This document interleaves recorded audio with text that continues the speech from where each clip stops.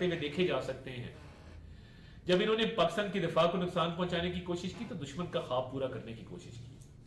दुश्मन ने भी आज तक ये जुर्रत नहीं की थी कि वो पाकिस्तान के अंदर इस तरह का हमला करे। इन्होंने दुश्मनों के एजेंडे पर चलते हुए दुश्मनों की जो एक ख्वाहिश थी उसको पूरा करने की कोशिश की। ये वो लोग हैं जो दहशत गर्दों को पाकिस्तान में लेके आए, दहशत गर्दों को दोस्त बनाया, दहशत गर्दों को कहा कि ये पाकिस्तान के दोस्त हैं और उनको ला के वापस पाकिस्तान में बसाया। अब जब आप तकरीरें देखें माननीय चेयरमैन पीटीआई की, वो दहशत गर्दों की मुकम्मल हिमायत करते हैं। इंटरनेशनल मीडिया पे उनकी तकरीर मौजूद हैं जिसमें वो कह रहे हैं बड़े अच्छे लोग हैं, हम इनको वापस ला के बसाएंगे पाकिस्तान के अंदर। तो क्या आजकल जो दहशत गर्दी के वाकयात हो रहे हैं, जो दहशत गर्दी के मामलात हैं, क्या ये कहना दुरुस्त नहीं होगा कि ये सब कुछ इसके जिम्मेदार और ये सब कुछ जो है वो बानी चेयरमैन पीटीआई की वजह से हो रहा है?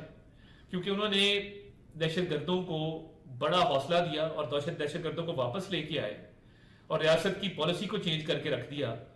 तो आप 9 मई के हमले करते हैं, शुहदा की यादगारों को बसमार करते हैं, आप शुहदा की बेहुरमती करते हैं, आप दिफाई तनसीबात को नुकसान पहुंचाते हैं, कौमी सलामती को नुकसान पहुंचाते हैं और उसके साथ साथ आप दहशत गर्दों की भी हिमायत करते हैं। जो पाकिस्तान का दुश्मन है ये उसके एजेंडे पे चल रहे हैं।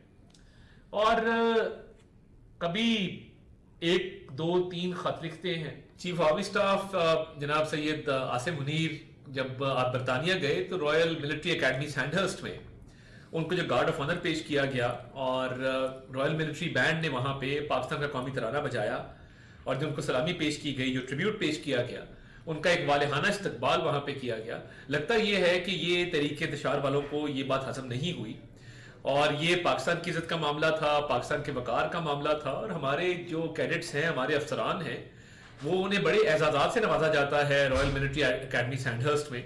और क्योंकि हमारी फौज का, हमारे अफसरान का, हमारे जवानों का बहुत आला मयार है ट्रेनिंग का भी और प्रोफेशनलिज्म का, तो वो वहां पे बड़े अवार्ड जीतते हैं। तो पाकिस्तान की फौज के सरबराह सिपाही सराज आसिम मुनीर साहब को वहां पे जो एक इज्जत दी गई और जिस तरीके से उनको वहां पे एक ट्रिब्यूट पेश किया गया और सलामी दी गई और उसके बाद पाकिस्तान का तराना जो है वो वहां पे बजाया गया, तो लगता यह है कि जिस तरीके से ये तरीके इंतशार वालों को पाकिस्तान की इकोनॉमी, पाकिस्तान की तरक्की हजम नहीं होती, ये भी बात उनको हजम नहीं हुई।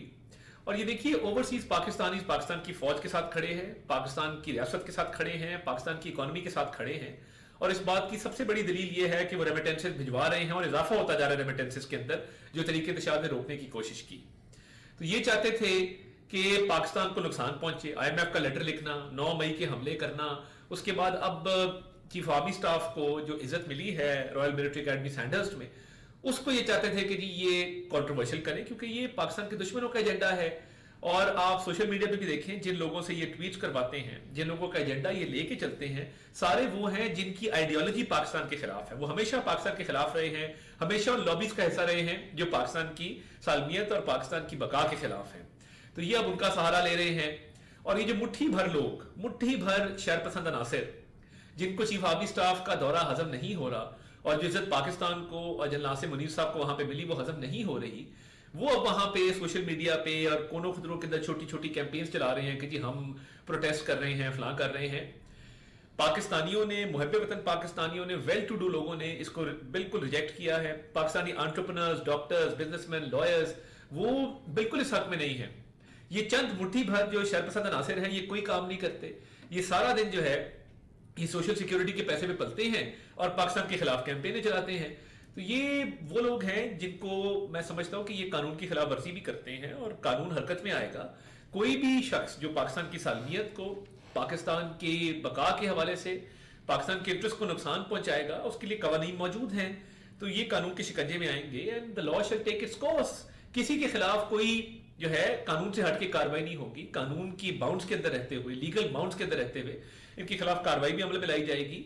और ये बेसिकली पाकिस्तानी जो पाकिस्तान के दुश्मन हैं उनके एजेंडे में जब ये लेके चलते हैं तो पाकिस्तान की जहां पे इज्जत हो रही हो, पाकिस्तान के वकार में इजाफा हो रहा हो, पाकिस्तान की तरक्की हो रही हो, ये हर उस चीज के खिलाफ है। जिस तरह आप अभी देखेंगे अपनी स्क्रीन पे कि chief army staff general Asim Munir को ना सिर्फ सलामी वहां पे पेश की गई रॉयल मिलिट्री बैंड ने जो पाकिस्तान का कौमी तराना बजाया, आपको भी स्क्रीन पे नजर आएगा कि किस तरीके से पाकिस्तान की वहां पे इज्जत हुई।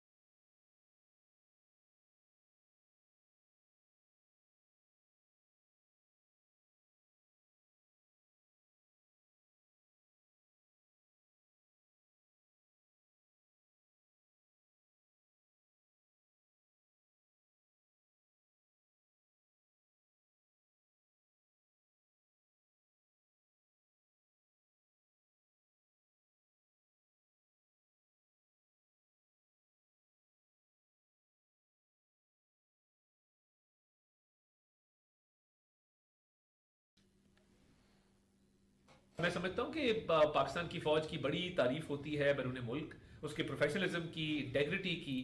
तो ये अब इनके लिए मुश्किल है इस चीज़ को हजम करना। तो ये अब एक कैंपेन जो चला रहे हैं, ना सिर्फ ये हाईली कंडेमेबल है, इसको हम भरपूर अल्फाज में इसकी मजम्मत भी करते हैं, और साथ इनको ये भी बताना चाहते हैं कि कानून अब बिल्कुल हरकत में आएगा और पाकिस्तानी अवाम ने अपना फैसला दे दिया है, और पाकिस्तानी अवाम जो है वो अफवाज पाकिस्तान के साथ खड़े हैं। ये जो लोग इस एजेंडे को लेकर चल रहे हैं अपने सियासी मकासद के लिए, इनको पाकिस्तान कोई मान ही नहीं रखता, पाकिस्तान के इंटरेस्ट कोई मान ही नहीं रखते। देखिए कि शहबाज शरीफ साहब ने इकॉनमी पे इतना काम किया, एक साल में एक टीम वर्क है, और अल्हम्दुलिल्लाह पाकिस्तान की इकॉनमी इंप्रूव की, ये भी बात इनको हजम नहीं हो रही। अपने प्रोविंस में प्रोटेस्ट नहीं करेंगे केपी, जहां पे एजुकेशन भी सफर कर रही है, जहां पे हेल्थ भी सफर कर रही है।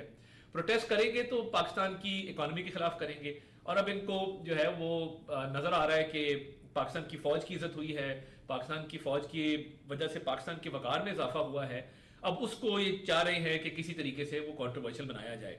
तो आपके कहने से ये कंट्रोवर्शियल होगा नहीं, पहले ही आपकी रेमिटेंसेज वाली कॉल अवाम ने रिजेक्ट की है, ओवरसीज पाकिस्तानीज ने उसका भरपूर बल्कि उलट जो है उस तरफ चले हैं कि आपने बॉयकॉट करने का कहा, रेमिटेंसेज में 32% इजाफा हो गया। तो पाकिस्तान की फौज, पाकिस्तान की रियासत, पाकिस्तान की इकॉनमी, पाकिस्तान के मामला बेहतरी की तरफ जा रहे हैं। आप जो मर्जी कोशिश कर लें, इंशाल्लाह ताला पाकिस्तान तरक्की करेगा, पाकिस्तान आगे बढ़ेगा। और आपकी जो मजमूम कोशिशें हैं कि पाकिस्तान की साख को मुतासर किया जाए, आपके कहने से नहीं होगा, क्योंकि आपके कहने पे अब लोग नहीं निकल रहे।